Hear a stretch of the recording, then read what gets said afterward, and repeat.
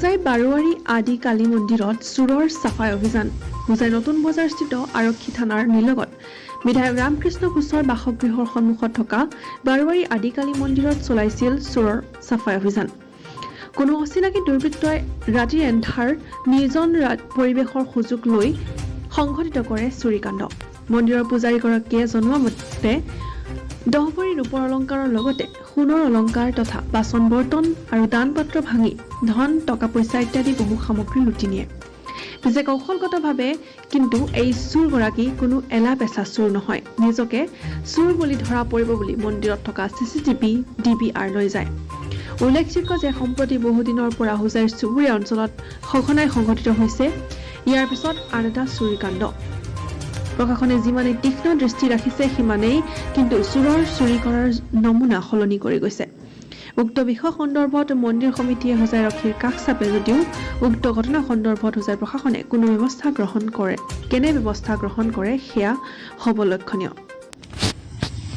কালি চুৰি হৈছে আমাৰ মন্দিৰত, তো আনুমানিক 11 ভৰি আমাৰ ৰূপৰ গহনা আছিলে আমাৰ, এইটো চুৰি হৈছে আৰু লগতে সোণৰ অলংকাৰো আছিলে।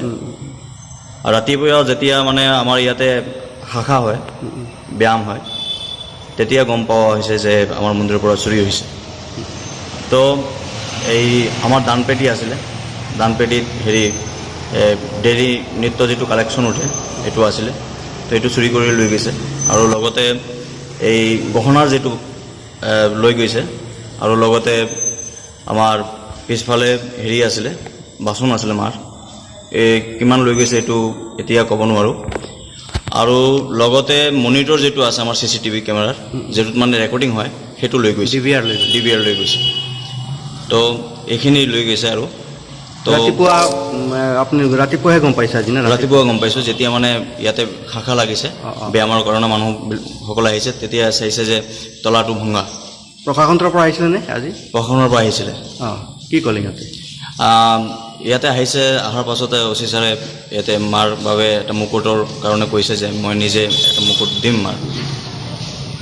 এইটোৱে। কি ভাবিছে? কি চুৰটো মানে কেনেকৈ হ'ব? আছে পাছে হ'ব নে বাহিৰৰ পৰা কিবা আপুনি ক'ব পাৰিবনে? চাওক, এই আজি কি হয়, আমাৰ ইয়াতে কোনোবা মন্দিৰত বা কিবা চুৰি হ'লে তো বাহিৰৰ মানুহ আহি চুৰি নকৰে। এনেকুৱা মানুহ থাকে যে মন্দিৰ মানে চাৰিওফালে কেনেকুৱা চলি আছে, মন্দিৰৰ ভিতৰত কেনেকুৱা চলি আছে, কোনফালেদি সোমাব পাৰোঁ, বাহিৰব পাৰোঁ, এইবিলাক জানে। এনেকুৱা মানুহেই কৰে চুৰি, বাহিৰৰ পৰা বেলেগ মানুহ আহি চুৰি নকৰে।